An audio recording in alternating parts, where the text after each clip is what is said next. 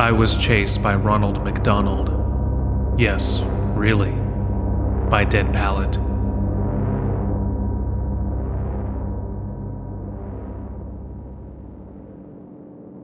Please don't laugh at this story, because it has deeply affected the way that I feel in day-to-day life. It has changed what areas I go to and what times I go there. Feeling safe is hard for me, so take my experience seriously, even if it sounds ridiculous. This is about the time I was chased for about 20 minutes by Ronald McDonald with an axe. It was a traumatic and awful experience and has harmed my ability to trust strangers. I just hope that retelling this brings something good to someone, because I'm sure I'll be ridiculed by others for how silly this sounds. To back up, I just moved away from the state I went to college in, and my social circle was reset to zero. My studio apartment was in a nice area close to work, but it was very lonely. I never understood why dating sites had options for making friends until this point. Trying to build a friendship cold from nothing was like trying to start a friction fire for the first time. So I was spending a lot of free time on Tinder and OkCupid, trying not to sound pathetic and lonely. If I didn't have my dream job now, I might have felt worthless. I was never a social butterfly, and in terms of game, I had only been successful a few times. The last time being 4 years prior as a freshman in college. It was a short relationship with a young woman that all my male friends warned me was manipulative. That was probably true, but once I broke it off, one of said friends moved in for the kill just a week later. So that sucked. And I'm already off track. Point is, your boy has little game and was very thirsty. Even if I wouldn't normally prioritize a relationship over a fling. Tinder was a mistake for me. I should have known better. But only 15 minutes on the app, I got a match. My weakness, my kryptonite, I couldn't resist. Redhead. Her name was Georgie, and she was looking to meet up that night at 10 at a dive bar around here, a place called Gulch, which carries a reputation I didn't know about at the time of being dangerous. Georgie wanted it, and made it clear that meeting in public was just a formality. This was when Tinder was new, and I wasn't tech-savvy, or very worldly. If I had the knowledge I have now, I would have assumed I was being catfished. But that didn't cross my mind then. After a power nap, a shower, a shave, a south-of-the-border shave that resulted in some painful cuts in painful places made more painful by the ill-advised application of aftershave and another panic shower to soothe the pain, I headed out to meet Georgie. It was a longer drive than I realized, about 30 minutes. This area wasn't safe, as I mentioned, and this was my first time outside of my safe suburban area that I lived in. Gulch and its surrounding area was very rural, and, while I don't want to call it trashy, it doesn't have the high regard for... Okay, it was very trashy. It was just a trashy place with trashy people. I'm sorry if that sounds harsh, but it is what it is. When I arrived at the bar, the only place to park was a foggy grass lot across the street. No one took particular care in how they parked, with some cars blocking off other cars from leaving, and others parked so close that driver's side doors couldn't have been able to open. It was a wet October night after a rainy day. It was cold and muddy, with tire tracks solidifying into the grass. There were beer bottles stuck in the mud along the way. Oh, and the used prophylactics right there next to their torn wrappers. Brands I had never seen, anyways. So, Gulch wasn't just any dive bar. It was a country dive bar. Now, I mean no judgment for those that enjoy country music, but, oh boy, I wasn't expecting that, and it was a bit much to deal with. I didn't want to be rude and no-show this day, but I really should have. From across the street, I saw a few gentlemen with their shirts off wearing cowboy hats. From their body types, I don't think they were showing off. They just didn't want to wear shirts. Despite the cold, this wasn't my scene at all, but I proceeded. Walking in, I stuck out like a sore thumb without a cowboy hat. I was considering leaving had Georgie and some of her friends not immediately seen me. I hardly recognized her at first. Her only picture on Tinder was her in semi-professional attire. That night, she was wearing an oversized Affliction t-shirt and a white cowboy hat. No sooner had I walked over, there was instantly a shot of whiskey put into my hand. Down the hatch it went. I tried hard not to wince, but it was a powerful, putrid taste. As was Georgie's voice, equal parts redneck and valley girl. I was chatting awkwardly with these fine gentlemen and ladies for literally no more than 2 minutes when Georgie explicitly and clearly said, "Well, my date's here and I'm sure he doesn't want to wait all night." I guess when in Rome, be trashy. Before we could escape, all of Georgie's friends wanted to get another round of whiskey and putrid, so I couldn't drive. I was surely close to or over the limit. We ended up walking to her duplex about 15 minutes away by foot on a rather chilly night. She was nursing a bud the whole time. I offered her my jacket, which she accepted and called me a gentleman for doing. I got the feeling it wasn't entirely complimentary, but again, she accepted. The road we took was extremely dark. There were streetlights that didn't work for stretches here and there. The occasional house would have some streetlights on, as would corner stores and other commercial areas a few blocks over in the distance. In fact, it was hard to tell where residential and commercial areas ended. The zoning commission was probably a rather relaxed bunch around here, the kind of zoning commissions you'd want to go and get a beer with. Very suddenly, Georgie said, "I need to pop a squirt, tiger," and ran behind an errant dumpster to very loudly pee. So loud that I'm sure it would wake up the neighbors if they were light sleepers. I'm not sure if I was more worried that she might think she's Mary Jane and that I'm Peter Parker, or that she might get dumpster urine on my leather jacket. In the distance, like 3 blocks over, was a McDonald that hadn't seen renovation since at least the 80s. In its front was one of those benches with a sitting statue of Ronald McDonald. Now, I couldn't fully explain why at the time, but it was odd. In some manner, it didn't seem right. But it was just so far away and so foggy and so dark, I wasn't sure why it was a problem. I drunkenly stepped a few feet closer to get a better look. I say drunkenly because a second later I realized that wasn't much of an improvement. I was still far away. So why was I so intrigued? The booze must have gotten the better of me because I was feeling introspective and paranoid, as I often do on hard liquor. I stared daggers at the statue, trying not to blink. Alarmed, like the statue was judging me, accusing me. Then I heard a loud metallic bang that startled me.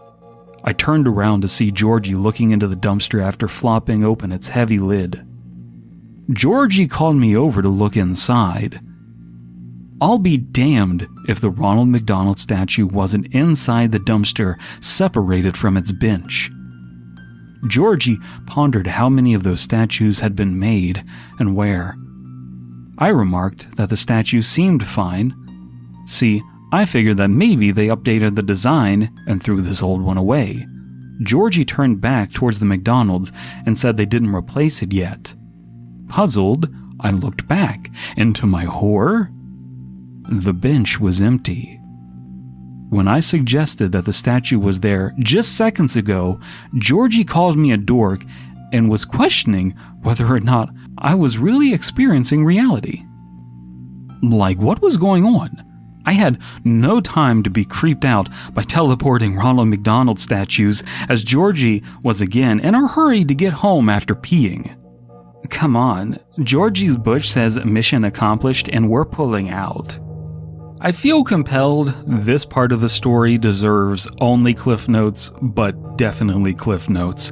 The house was a cesspit. She unbuckled my pants before we had even kissed. She misremembered my name while she had something in her mouth. I found out she didn't live alone when the gang from the bar opened up the door. I also found out privacy wasn't a concern to them, as they acted like this was just normal. Georgie and I retired to another room where she moaned very uncomfortably loudly to what I must admit was a lackluster performance on my part, and I passed out of embarrassment. Ta-da. This might be sounding more like I made a giant mistake by hooking up with white trash on Tinder than a Ronald McDonald tried to kill me story, but I promise we're getting there. I woke up with a splitting headache to hear the sounds of Mario Kart being blasted out of an advanced sound system in the main room I had been found in a compromising position in.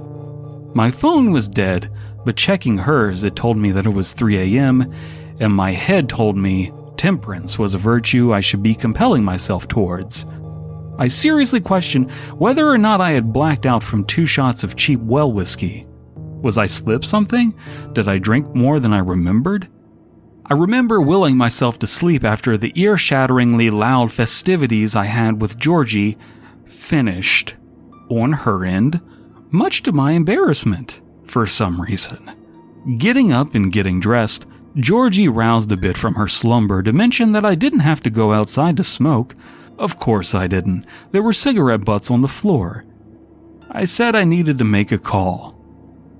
Walking past the degenerates drinking Faygo and playing N64 on an old tube TV, I walked outside to clear my mind. I thought I saw a corner store on the walk here and wanted some water, Advil, and one of those hangover cure drinks, and a salty protein-filled food.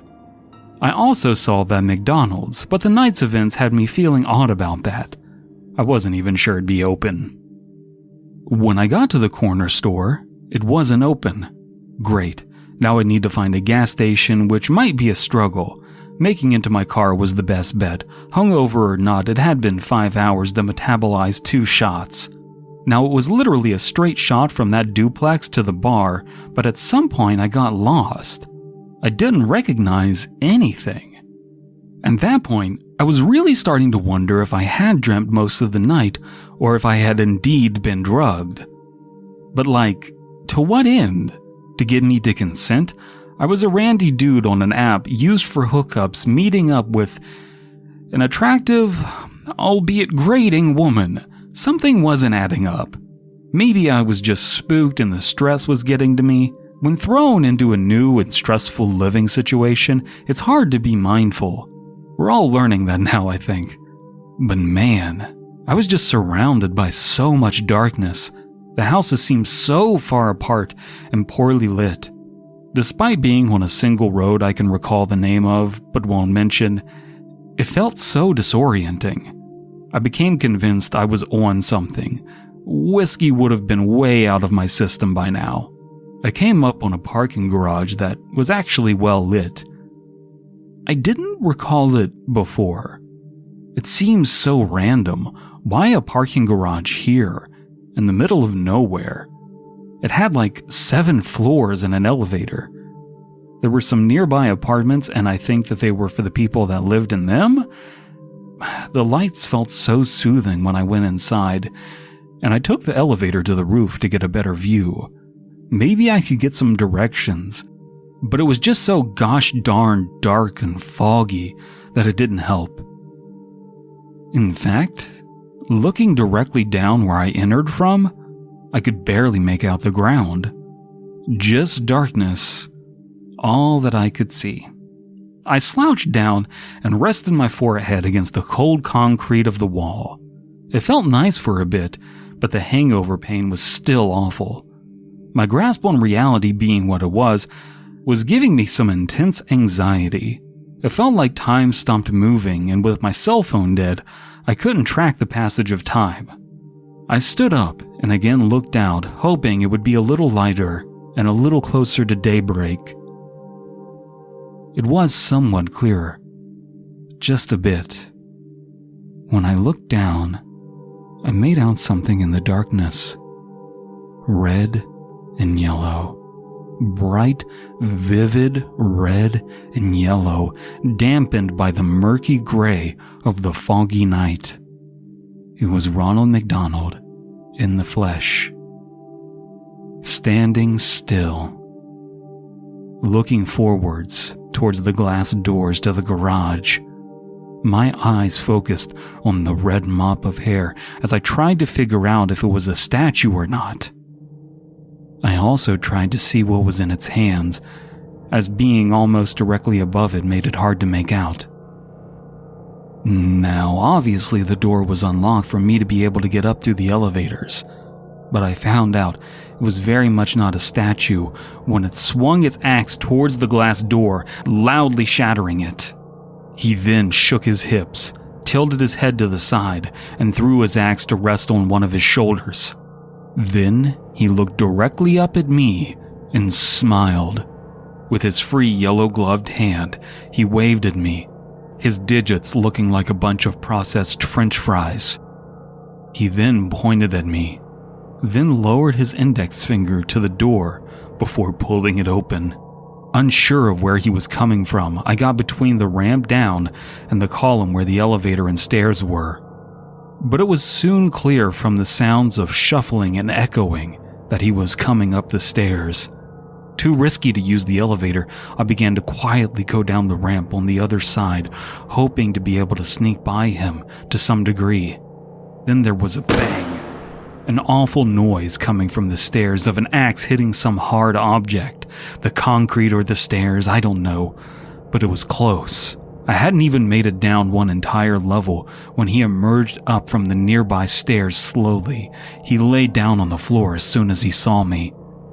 I paused, waiting for him to reveal this was some sort of prank or something. The axe was in front of him on the floor, and he pushed it towards me with a shove. It was halfway between us, and he pretended to swim on the ground like he was making his way towards me. There was no way to back away. I'd either have to go up the ramp or run past him. He was taunting me with the axe, asking me to try and defend myself, whirling his head around on the ground as if he were dizzy. I knew he was having a great time playing with me. He rolled on his back and lifted his legs, showing off his giant red clown shoes with yellow laces. He shook his feet, and I seriously considered how well he could run in those clown shoes. I was slowly making a motion to start moving past him when he yelled, "Ron!" startling me and stopping me. Then he yelled it again, "Ron!" I was freaking out, trying to figure out what he meant. My name isn't Ron, and my mind was racing a mile a minute.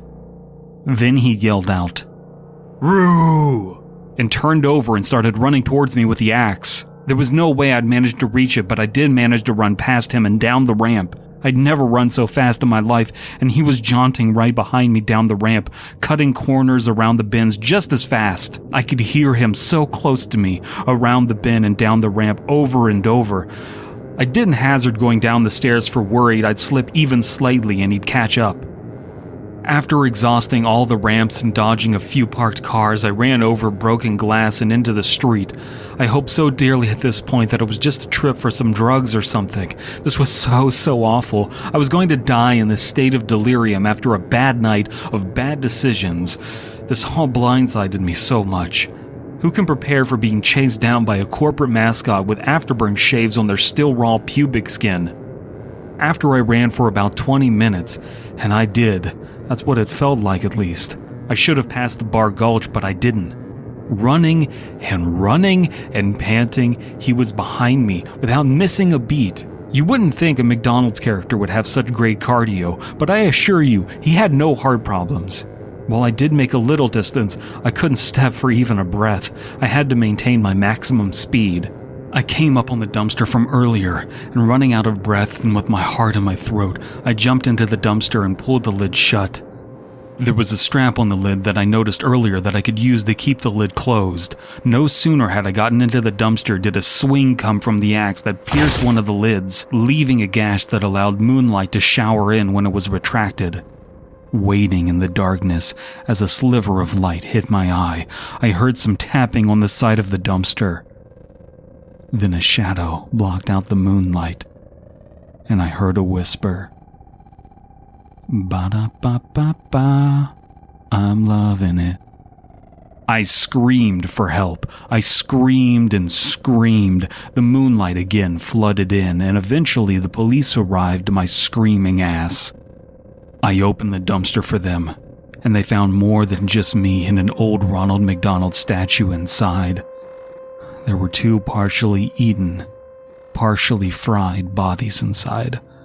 A man and a woman that both separately went missing a few days before. Obviously, I was questioned by the police, and thankfully, they took my story seriously. Not everyone I've told has. Georgie was questioned about the events of the night. I didn't remember seeing dead bodies before when I looked in the dumpster, but it was dark. Who knows? Nothing came of it. No Ronald McDonald was found, no justice for me, or for those that were partially cut up and fried. After everything, you might think I'd be afraid of clowns. I'm not a big fan, but it's way worse. I run every day. I carry a gun. I don't go out at night. I can't sleep on the first floor of a building or with unlocked windows. I don't drink. I don't go to rural areas, and I don't use dating apps. And I don't eat at McDonald's, which I suppose isn't a bad thing. But now, I can't listen to that dumb slogan without being reminded of what happened that night. And I can't begin to explain it without being laughed at. I really hope you didn't laugh when I said that I was chased by Ronald McDonald, because it wasn't a joke.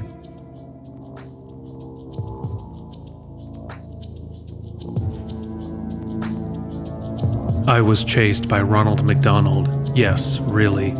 Was written by Dead Palette. Narration by Dead Palette. Editing, mastering, and original music by Abysme. Comprehensive links below. YouTube.com/Creepypasta is a collaborative channel. Please subscribe if you want to follow our content. If you want to support the channel, please consider liking, commenting, and sharing this video with like-minded members of the community.